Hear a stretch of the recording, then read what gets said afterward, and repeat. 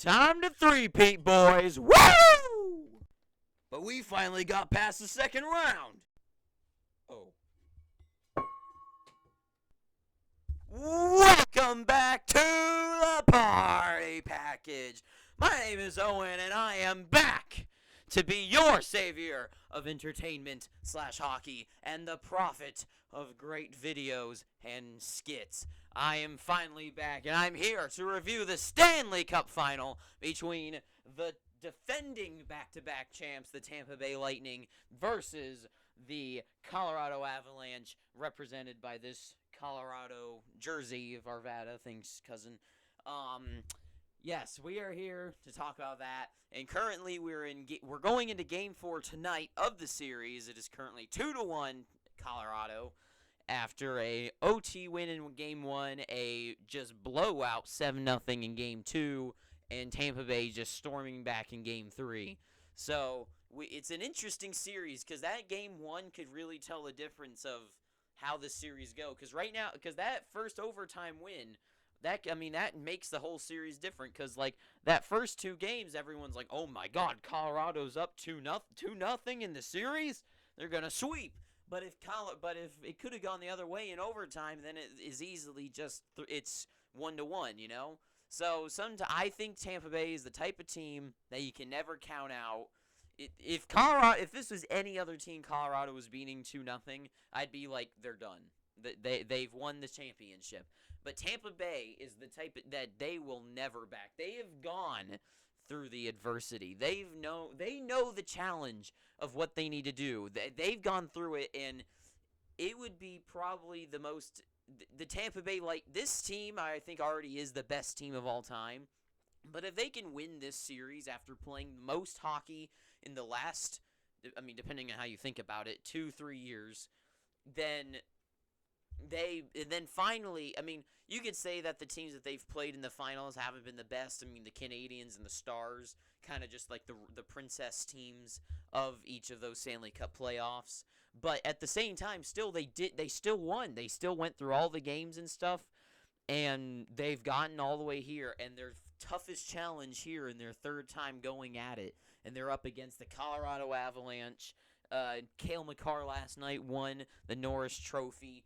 And talk about a team that's just laced with star talent. Now, it'll be interesting after this year to see how Colorado, I don't think this is their year to be great, because a lot of their players, like McKinnon and Landeskog, already got his contract, right? And Rantanen's coming up, and it's going to be in Bowen Byram. A lot of these people, are like, what's going to happen to them in the next year or two is going to be what happens to people who play NHL franchise mode, is that they get all these great players who have no money, and now they're going to have to be paid. So they're already paying Cale Makar, but like Bowen Byram and then McKinnon, and I know McKinnon has said that he is going to take lower contracts so he can play on a great team. But, still when, like, Rantanen, like, these guys, a lot of these guys are going to want to be paid. And Nazem Kadri's coming up at this year, too, who's another man to talk about. But I have been gone I haven't been able to watch a lot of the series. So I haven't seen any of the games yet. I was on a boat, so I couldn't see them. But I can tell you how these two teams play, and I do know enough to give a little bit of a preview, even though we're into Game 4 tonight. But just a little bit of a breakdown of the series and between these two teams and what these two teams are going to have to do to beat each other, what their strengths are to overcome this challenge. Because these are probably the teams playing each other are probably the teams that they wanted to least play. This was the worst outcome for both of these teams. The Avalanche probably would have loved to have played the Rangers instead of the Lightning, and I'm sure the Lightning would have loved to have played the Oilers or the Blues instead. But both these teams, this is the dream series. This is the series matchup that at the beginning of the season, I'm sure everyone's like, well, unless you're like, of course you're like, well, I want the Sharks to be in the finals. But other than that, like, actually choosing, like, the two best teams from each conference going at it. So, first off, we got to say that Nazem Kadri being out once again. I think he's being put back into the lineup tonight. But they haven't really needed him, have they? And it might be an interesting thing where they go in tonight, and hockey fans are like, what if he goes into the lineup and then they lose the game? Then what if happens if they're like, he's the problem, which isn't going to happen, but whatever. But anyways, these two teams is really going. There's really no like battle. It's just the whole lineup. I mean, every line is exactly like what you'd want from in a team. They've got great goalies, they have great defense, and they have great offense. The three things that make up a team, and that's what these two teams are built on. Now, but they're built differently. So Colorado is straight defense. They're just straight shove the puck down the throat of the other team. Just keep shooting, keep pushing, keep skating. Just drive, keep going. It works, and it completely works. If you just keep pushing against the other team, they at some point things will go through, and you will get those final chances, and it works. It works so well to see. Colorado plays like no other team plays, and every team should play like them. And it's insane how good they are, because they just keep going. Like, the other team doesn't get to take a breath, and they're just all over them. They're always so good, and it's amazing to watch, really.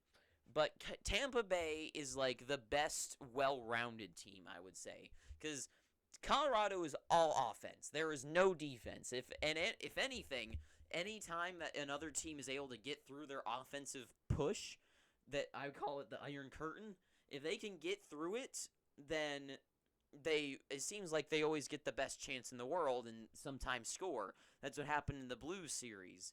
And this is why I think Tampa Bay is probably the only team this year that could beat them, is that they have the capability to withstand Colorado's amazing offensive push, and Vasilevsky can make the saves and stuff, and they can finally get it out of the zone and go down the ice. And the second any team presses, they seem to get a good chance against Colorado. So these two teams, what they're going to need to do is, Colorado's already kind of doing it. Well, I guess they did it in one game, but that doesn't count. It's hard to say because it's in such a small vacuum, but Colorado's going to need to play their offensive game. Because this team, they're not going to... I don't think they can play a defensive game especially against Tampa Bay. It's just not going to happen. So these two teams are really going to have to play to their strengths in this series. Tampa is probably the best team defensively, because each of their three, well, I guess they have 7 defensemen. That's what they've been doing. Their 7 defensemen are all capable, especially the top ones. You got Ryan McDonough, you got Sergachev, you've got Chernak, you've got the Hedman, duh. And then, I mean, those 4 right there, those are the 4 out of 7. Those are 4 of, like, the best defensive defensemen in the world. And they've got 4 of them running on each line to shut down every time. Every time they want to put out... A lot of times, like, when you'll see, like, teams put out their 4th line players to go against their top line of the other team, so then when they go down their line, they can put out their top guys, right? But they can't. Colorado can't do that. They can't put out their bad guys against their good guys, because when they try to tire them out, they're just going to put out their top guys, and then they've still got 2 defensemen that can shut them down, especially Victor Hedman. Now, Hedman versus Makar is a whole other story, but these two teams, it's going to be... I don't know who's going to win this one. I feel like Tampa Bay is going to win it. I feel like that's the story. That's going to be the fate. And I feel like Colorado hasn't... They've had the history of this team. The whole joke is the second round. And it's true. They seem to, every time another team is able to... Colorado is the team that either destroys or they get destroyed. There's no hard series. I mean, St. Louis went 6 games, but that was lucky. I think St. Louis should have won that series. They probably would have, but they messed up. But every time, like against the Sharks and against the Golden Knights, every time they play a team that is actually able to stand up and fight back, they have lost. And the Tampa Bay Lightning are another one of those teams, like the Sharks and the Golden Knights, that they're going to be able to stand up to the offensive powerhouse that is on every line of the Colorado Avalanche. And another problem is that I haven't seen Tampa Bay do is that they need to be more physical. A lot of Colorado's guys, they have the speed, and this is what I was saying about in St. Louis's series, is that they weren't hitting enough. They weren't being physical. Because a lot of those players on Colorado are a lot of young kids. You got Newhook, and you've got that one line, Newhook and God, now I can't think of their stupid names, but that line right there is all kids. They're all they're like, what, 20? And you just hit them. Like, that's all they need to do. And I'm not seeing enough of that out of them. So that's one thing that they need to do. They need to slow down Colorado's offense and push back. And they can't let Colorado do whatever they want to do like they did in Game 2 is the perfect definition of what they can't do. And Tampa Bay is the type of team that is not going to just fail. They're just not going to give up. I know they got swept against Columbus, and that was the big joke. But ever since then, this team has not one time just sat down and given up. It's not going to happen from this team. When you've got a all-star lineup like they do, it's weird how somehow a back-to-back Stanley Cup champion like the Lightning is somehow so underrated. Isn't that weird? Every year, like, I feel like even they're like they won the President's Trophy and tying the best season ever, and then they got swept. But ever since then, like, every year going into it, it seems like no one's like, oh, well, they're clearly like the top champion. They're like, no, it's always Colorado or Vegas, and then they always lose and they keep winning. So it's an interesting thing that has happened that somehow they're underrated and everyone talks about them, but that's because whatever. But no, you should not write away the Tampa Bay Lightning yet. If you already have, you're dumb, because this team is so stacked.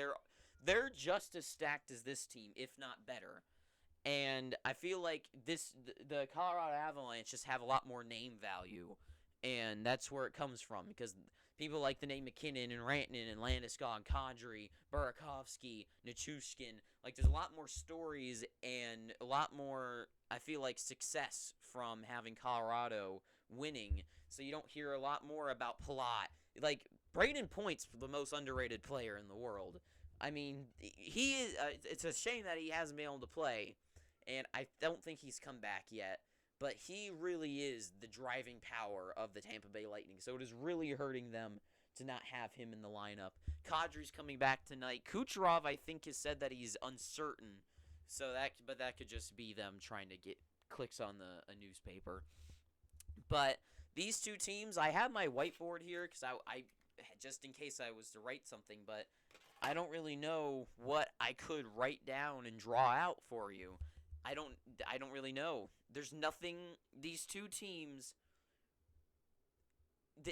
Colorado is just pure offense. Pure offense. Just shoot and kill. And Tampa Bay is just the most well-rounded. You have that's what it is. It's the immovable object versus the unstoppable power. That's what these two teams perfectly represent. What happens when they crash against each other? And right now, you have a 2-1 series for Colorado. So what do the two teams need to do to win? Colorado needs to use their offense. They got to just keep pushing, and Kemper needs to back them up. And then Tampa Bay showed in Game 3 that they can do just the same. And they need to just play good defense. Defense first, and then offense second. I mean, and it's really nice to have Vasilevsky behind you, the best goaltender in the world, being able to backstop you and make sure things go right for your team. So, what is my prediction? I'm 90% sure that Tampa Bay is going to win this series. I think this is the year that Colorado, every year they have failed. Every year Colorado has failed, and I just feel Like, things are going too good for them. There's too much going for them that game. That I think Game 3 loss, I think, could be the big one. Also, just got to say, Landeskog's playing really well. I think he's got a goal in every game. He had 2 in at least 2 of them, I think. So he's doing really well. But I don't really know what else to add to this. I haven't seen any of the games because I haven't been able to. So I don't really know what else I can bring to this. So I guess for now, I have been the party. And I guess if you liked this video, please pick up your free subscription down below by clicking that red subscribe button. And you pick up your free subscription. And then the little tiny bell will pop up. You're going to want to click that so you get future notifications. If you enjoy, leave a like, not a dislike. But down below, you can leave down your comments, concerns, suggestions, reviews, feedback, opinions, and rants, or whatever else you feel like down below in the comments section. And I guess until next time, thank you for watching. I have been the party, a.k.a. Owen. Ta-ta for now.